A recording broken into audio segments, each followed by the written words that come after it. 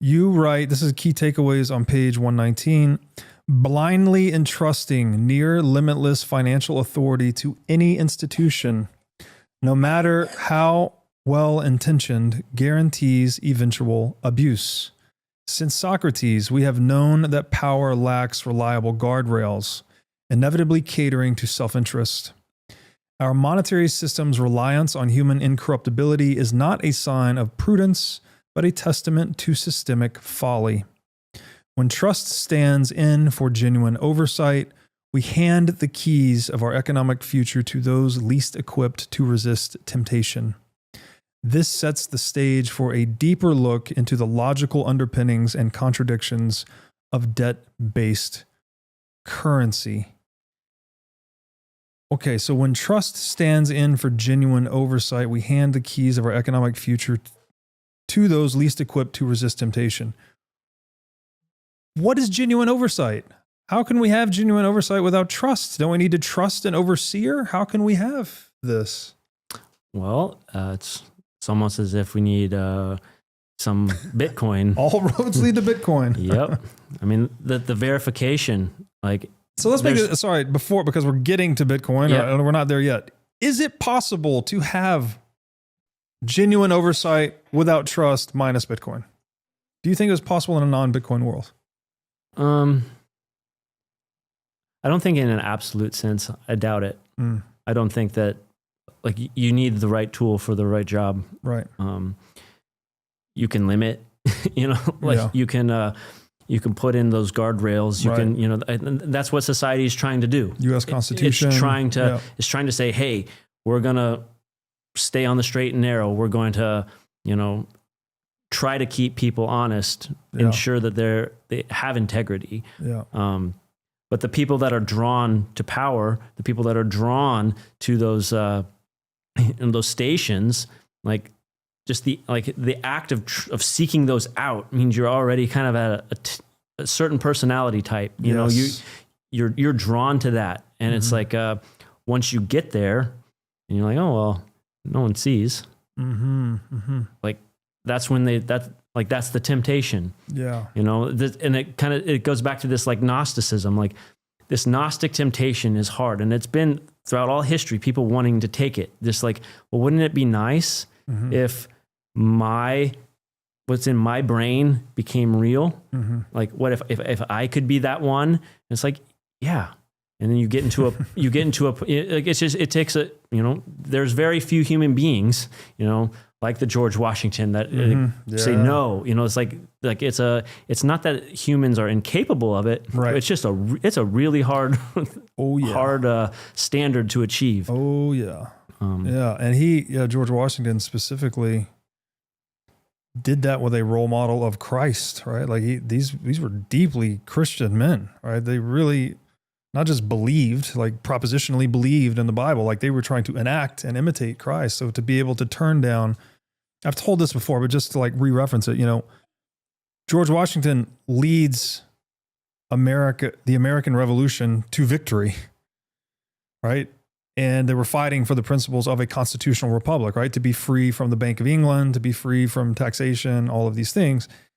And at the conclusion of that war, the man that actually earned the victory, obviously it was a group effort, there were a lot of people involved, but he was the leader, right? He's the general. They wanted to crown him king. They wanted to crown that man king. He could have cemented his bloodline, basically, right? That he could have cemented the royalty of his bloodline for the subsequent however many hundreds of years that the American empire would have stood. And he said, they put the keys to the kingdom in his hand. All he had to do was close his hand. And he has a really good justification for closing his hand. He just won the war. And he said, no, I will not be your king. I will be a 2-term president. That is all. We are a constitutional republic. These are the principles we follow. And look, maybe we're deifying this guy to some extent, but I mean, that is a fact, right? We did not crown George Washington king, despite the fact that people wanted to crown him king at the conclusion of that war. Yeah, I think it says just as much about just the temptation for regular people to want to trust, to offload responsibility and put it on another. Exactly. So it's for as much as it says about Washington, and like how amazing and how a high of a bar he cleared to say no. Yes. Just we're pretty willing to try to throw it on somebody. Because that's what is I love this quote that Dylan maybe. A hero is someone who understands the responsibility that comes with their freedom. It's very easy to be human. Like, oh, just let someone else handle it, right? I don't know, let me just get something for nothing. Let me abdicate all my responsibility and just go do whatever I want to do, pursue my own hedonistic desires or whatever it is. Okay, great. That sounds, that's the path of least resistance, let's say. But unfortunately, that is a doomed path. And we're very fortunate to have forged great men across history, but as you said, they are exceedingly rare. We can't just trust that the whole system is going to find a George Washington every time we need one to like lead any department or lead any bank or whatever, right? Because it's just not the case, right? These men are so few and far in between. Like, you could maybe call him a philosopher king. You could maybe call Marcus Aurelius one.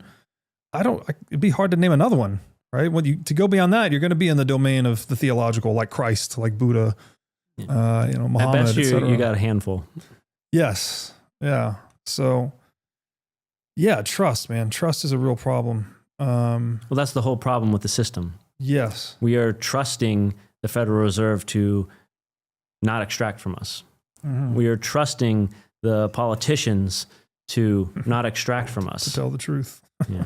I mean, even the idea that, only 2%, 2% inflation rate. It's like, okay, well, when I started looking at all the charts and the economic data and stuff, and you just go to the Fed, go to their website, look it all up. It's all there. It's all out in the open. You can just look at it. Yes. And you're like, okay, well, how much have you guys actually inflated the money supply? How much have you debased the currency? And it's like, well, their chart only goes back 45 years.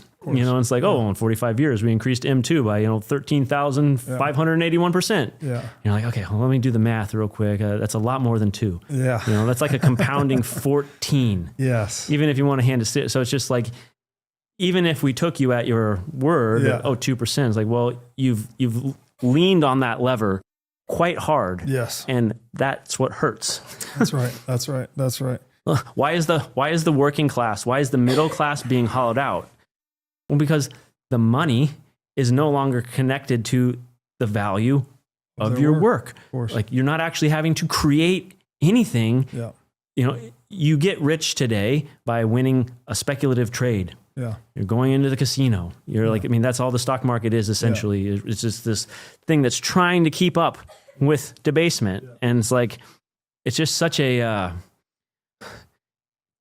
when you take the work out away from value, you're also taking like the meaning of your life. Like, what do you do with your life? Well, you work towards ends. You work to acquire and achieve and you build a life, but if you can no longer build that life, they've deprived you of that meaning, so if your work has no meaning and the work is no longer tied to the money because it doesn't have any value, you're just like, well, whatever, I'll just go buy some fart coin and see how it goes. Let me just play a scratch off. My daughter would love fart coin, I think. And that's a real coin, by the way. I know. We were joking about this the other day, and then he sends me an email he got from, I'm pointing to my producer, Eric. He sent me an email he got from Coinbase saying, fart coin's a big mover today. It's up 300% or whatever. It's like, are you kidding me? Like, this is clown world in your face. Like, it's so funny but sad at the same time. Thanks for watching.